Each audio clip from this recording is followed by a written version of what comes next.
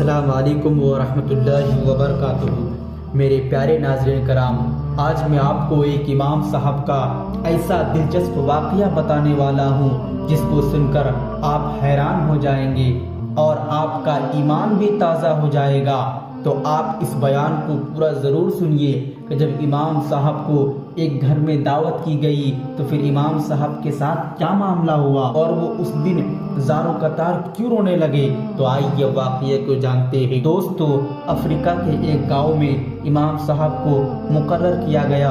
امام صاحب ایک حافظ ہونے کے ساتھ ساتھ قرآن شریف کی تلاوت بہت ہی اچھا کرتے تھے، بہت ہی عمدہ کرتے تھے، وقت کے پابند تھے، تقویٰ تھے، نیک گزار تھے، اچھے اخلاق والے تھے۔ اس لیے گاؤں کے لوگوں کو امام صاحب بہت پسند آئے اور پورے گاؤں والے ان کی خوب عزت کرنے لگے، اور اسی وجہ سے گاؤں کا ہر آدمی امام صاحب کی دعوت کرنا اپنے لیے عزت سمجھنے لگا، اور بڑھ چڑھ کر گاؤں والے امام صاحب کی عزت افزائی کرنے لگے۔ اسی وجہ سے گاؤں میں امام صاحب کی کھانے کی باری لگا دی گئی، اور اس کے بعد کچھ دنوں کے بعد رمضان شریف کا مبارک مہینہ شروع ہو گیا۔ گاؤں کے ایک آدمی نے بڑے شوق سے امام صاحب کو اپنے گھر میں دعوت دی۔ دسترخوان کو طرح طرح کے پکوان سے سجایا گیا۔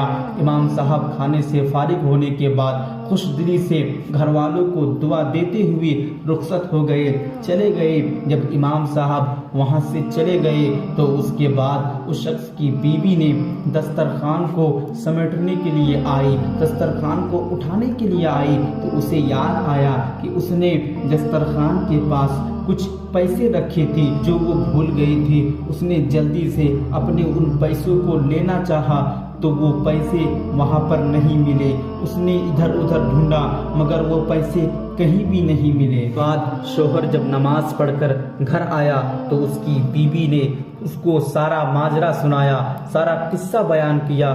شوہر نے بھی ان پیسوں کے تعلق سے لاعلمی کا اظہار کیا، یعنی کہ شوہر نے بھی یہی کہا کہ مجھے ان پیسوں کے بارے میں کچھ نہیں معلوم۔ تھوڑی دیر غور و فکر کرنے کے بعد انہوں نے سوچا کہ آج امام صاحب کے علاوہ ہمارے گھر میں کوئی بھی نہیں آیا، اور اس گھر میں ہمارے سوا یہ دودھ پیتی بچی، اور اس لیے ہو نہ ہو ان پیسوں کو ضرور امام صاحب نے ہی اٹھائی ہے اور وہی ان پیسوں کو چرا کر لے گیا۔ یہ سوچ کر اس شخص کو امام صاحب پر بڑا غصہ آیا اور اپنی بیوی سے کہنے لگا کہ ہم نے تو امام صاحب کو اس مبارک اور برکت والے مہینے میں اتنی اچھی دعوت دی، مگر اس امام نے ہمیں بدلے میں یہ صلہ دیا۔ مگر ان لوگوں نے شرم کے مارے امام صاحب سے ان پیسوں کے بارے میں پوچھنا مناسب نہیں سمجھا، مگر وہ شخص اس معاملے کے بعد سے امام صاحب سے کترانے لگا، امام صاحب سے دور ہٹنے لگا، اور یہ معاملہ پورا 1 سال گزر گیا۔ پھر رمضان کے مبارک مہینے میں اسی گھر میں امام صاحب کی باری آئی۔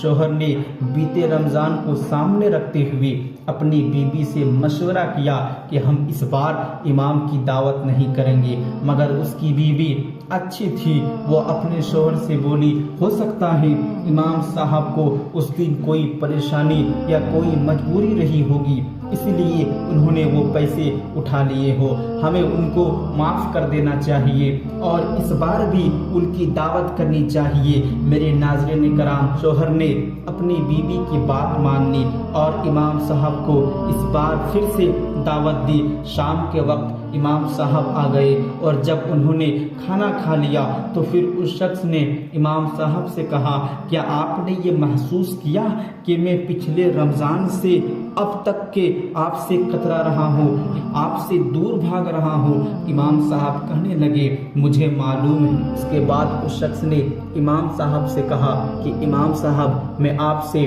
کچھ پوچھنا چاہتا ہوں، آپ اس کا جواب صحیح دیجیے گا۔ امام صاحب نے کہا جی بالکل پوچھئے۔ اس کے بعد اس شخص نے امام صاحب سے کہا کہ امام صاحب میں آپ سے کچھ پوچھنا چاہتا ہوں، آپ اس کا جواب صحیح دیجیے گا۔ امام صاحب نے کہا جی بالکل پوچھئے۔ تو اس شخص نے کہا کہ پچھلی بار میری بیوی دسترخوان کے پاس کچھ پیسے رکھ کر بھول گئی تھی، مگر اس کے بعد وہ ان پیسوں کو لینا چاہا تو وہ وہاں پر نہیں ملے۔ آپ کے سوا ہمارے گھر پہ کوئی بھی نہیں آیا تھا، اس لیے ہمیں لگتا ہے کہ وہ پیسے آپ نے اٹھا لیے۔ کیا آپ نے اٹھائے تھے وہ پیسے؟ تو یہ سن کر امام صاحب نے فوراً جواب دیا، وہ پیسے میں نے ہی اٹھائی تھی۔ یہ سن کر اس شخص کے ہوش اڑ گئے۔ امام صاحب نے اس کو بتایا کہ اس دن میں نے دسترخوان کے قریب کچھ نوٹوں کو بکھرتے ہوئے دیکھا تھا، کھڑکی بھی کھلی ہوئی تھی اور پنکھا بھی چل رہا تھا۔ مجھے ڈر لگا کہیں یہ پیسے باہر نہ اڑ جائے، اس لیے میں نے ان نوٹوں کو جمع کر کے اٹھا لیا۔ اتنا کہہ کر وہ امام صاحب اپنا سر جھکا کے زاروں قطار رونے لگے۔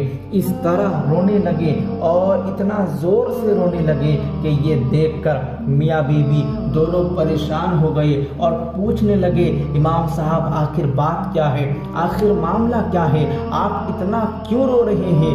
امام صاحب نے روتے ہوئے کہا کہ میں اس بات پر نہیں رو رہا ہوں کہ آپ لوگوں نے مجھ پر الزام لگایا، آپ لوگوں نے مجھے بے عزت کیا، بلکہ میں اس بات کی وجہ سے رو رہا ہوں کہ آج اس بات کو پورا 1 سال گزر گئے اور اس 1 سال میں تمہارے گھر میں کسی نے بھی قرآن پاک کو نہیں کھولا، قرآن پاک کو نہیں چھوا ہے۔ اگر کوئی ایک بار بھی صرف قرآن شریف کو کھول بھی لیتا تو تمہیں تمہارے وہ پیسے مل جاتے۔ اتنا سنتے ہی وہ شخص دوڑتا ہوا گھر میں رکھے ہوئے قرآن شریف کے پاس گیا اور جلدی سے اسے کھول کر دیکھا تو قرآن پاک میں وہ سارے کے سارے پیسے موجود تھے۔ یہ دیکھ کر وہ شخص بہت شرمندہ ہوا اور قرآن شریف کو چومنے لگا، سینے سے لگانے لگا اور امام صاحب سے معافی مانگنے لگا اور امام صاحب سے وعدہ کیا کہ میں آپ سے وعدہ کرتا ہوں آج کے بعد سے